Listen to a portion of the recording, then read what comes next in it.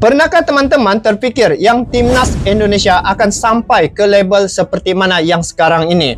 Ada berbaki 4 laga lagi yang akan ditempuhi oleh timnas Indonesia di kualifikasi Piala Dunia 2026 ini. Sebagai satu-satunya wakil tunggal dari ASEAN, saat ini persaingan begitu ketat ya dalam timnas Indonesia. Dari segi penjaga gawang saja pun sudah ada beberapa pilihan ya untuk timnas Indonesia. Dan terbaru ini ada lagi salah satu kiper ya yang baru dinaturalisasi, yaitu Emil Ediro. Dan kalau sebelum ini Indonesia di laga penampilan mereka di grup C ini, Martin Paes sebagai penjaga gawang yang menjadi andalan untuk timnas Indonesia. Nah, bagaimanakah kehebatan dan juga kekuatan Emil Ediro ini yang mana baru dinaturalisasi? Kalau dari segi para pemain, saya lihat timnas Indonesia dari segi value-nya memang cukup tinggi ya guys. Kalau dibandingkan dengan Australia, timnas Indonesia mendahului nilai pasaran itu. Value-nya sangat tinggi. Jadi kenapa timnas Indonesia sangat tinggi sekarang ini? Ternyata dalam timnas Indonesia ini pemain-pemain mereka dikira dari segi grade dan juga kebolehan masing-masing itu. Kalau dilihat dari segi pemain-pemain Australia sebelum ini ketika menghadapi timnas Indonesia, mereka tidak bisa menembusi ya pertahanan timnas Indonesia. Yang itu tanpa kehadiran pemain-pemain seperti Eliano ya, Amis Hilgas dan juga Oleh Romeni, dan ada lagi sekarang ini penambahan kekuatan bagi menghadapi timnas Australia. 5 hari selepas itu Indonesia akan menghadapi timnas Bahrain. Ayo kita semak bagaimanakah kekuatan kedua-dua kiper yang menjadi andalan, yang menjadi pertahanan untuk timnas Indonesia bagi menghadapi laga untuk merebut tempat ke Piala Dunia. So, persaingan sangat ketat. Martin Paes dan juga Emil Ediro ya.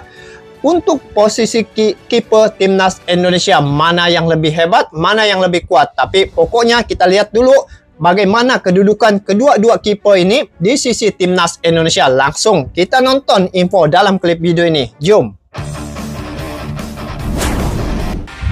Persaingan ketat Martin Paes dan Emil Ediro. Timnas Indonesia semakin memanas dengan hadirnya dua nama besar, Martin Paes dan Emil Ediro. Kedua kiper ini membawa pengalaman dan kualitas yang menjanjikan untuk memperkuat lini pertahanan Garuda. Martin Paes kelahiran 14 Mei 1998, saat ini menjadi andalan di bawah Mr. FC Dallas di Major League Soccer MLS. Sejak bergabung pada tahun 2022, Paes telah menunjukkan konsistensi yang impresif. Menurut data Transfermarkt, hingga saat ini Paes telah tampil dalam 92 pertandingan bersama FC Dallas dengan total 190 penampilan sepanjang karirnya. 192. Pada musim 2024 Paes mencatatkan 30 penampilan dengan 5 clean dan rasio penyelamatan penalti sebesar 38%. 38%.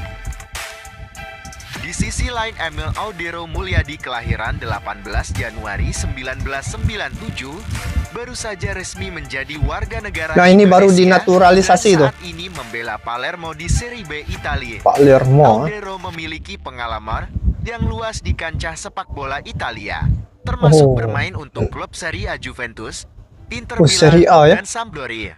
Inter Milan pernah juga. Telah mencatatkan total 293 pertandingan sepanjang karirnya dengan 172 penampilan di Serie A. Nilai pasar Ediro saat ini mencapai 5 juta euro. Perbandingan gaya bermain, 5 juta Paes euro. dikenal dengan refleks cepat dan kemampuan dalam duel 1 lawan 1 serta distribusi bola yang baik. Sementara itu, Ediro memiliki keunggulan dalam pengalaman bermain di Liga Top Eropa dengan kemampuan positioning dan pengambilan keputusan yang matang. Dua-dua nih hebat nih guys. Siapa yang layak menjadi kiper utama timnas Indonesia? Keputusan siapa yang akan menjadi kiper utama timnas Indonesia bukanlah hal yang mudah. Paes telah membuktikan dirinya sebagai pilihan utama sejak debutnya bersama Garuda pada September 2024 menggantikan Hernando Ari.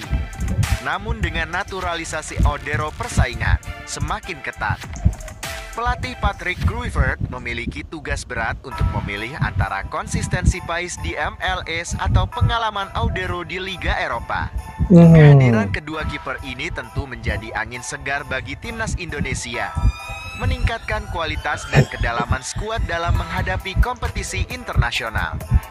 Pada akhirnya, siapapun yang terpilih persaingan sehat ini diharapkan dapat membawa prestasi gemilang bagi sepak bola Indonesia.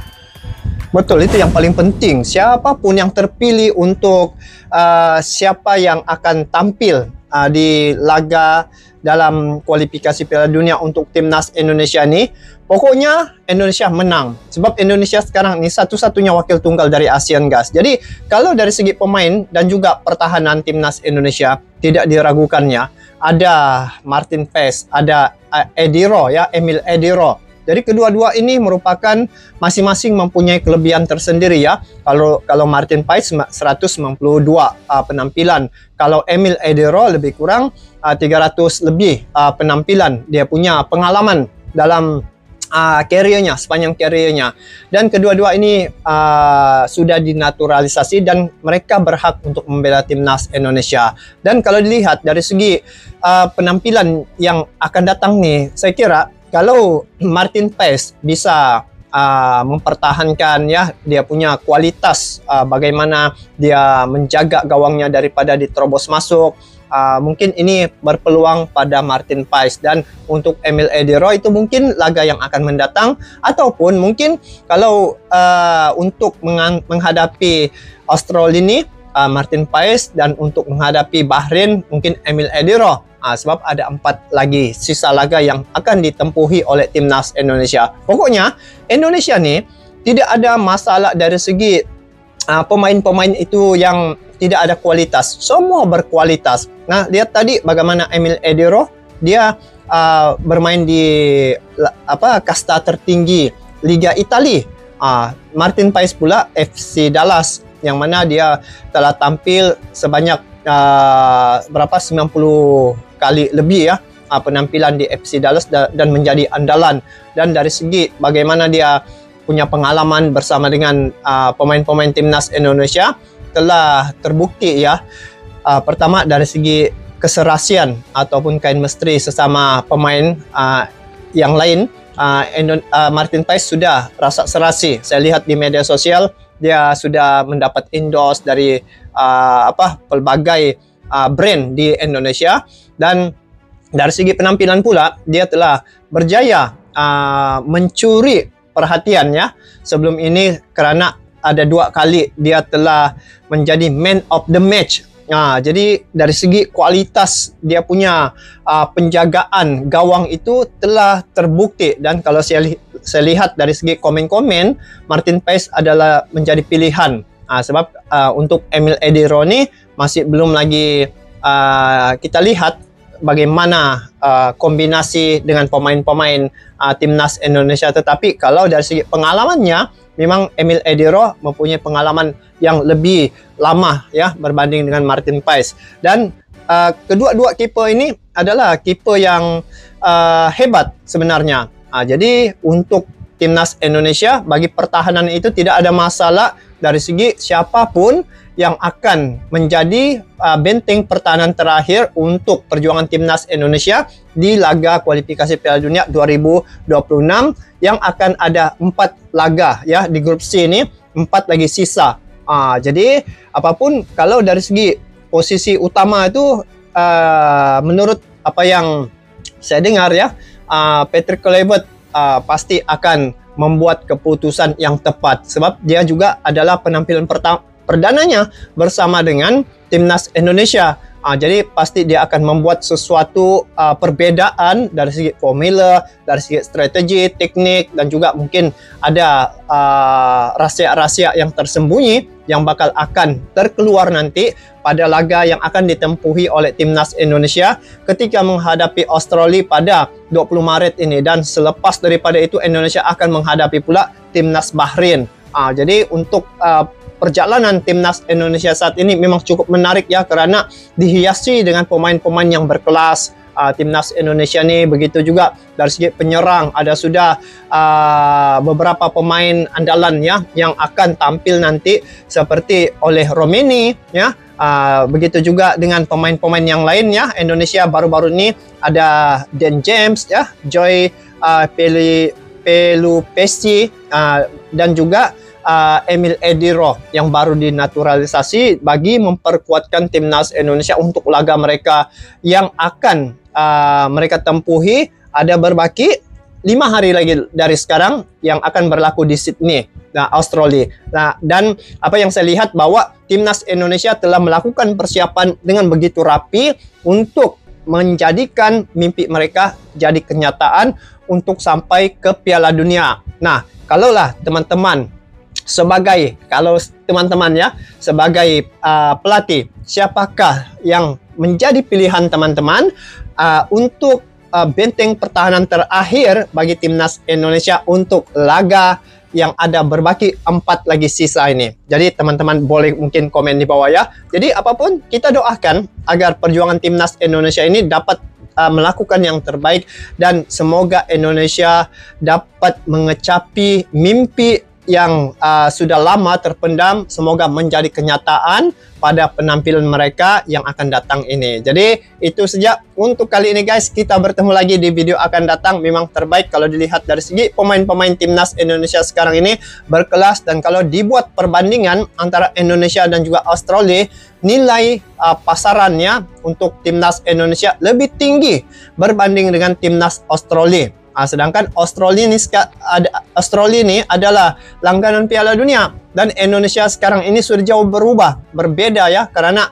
apabila nilai pasaran itu lebih tinggi daripada Australia, bermakna dari segi nilai pemain itu dikira juga dari segi jam tayang mereka bermain ya, jam terbang mereka bermain, pengalaman, skill, dan juga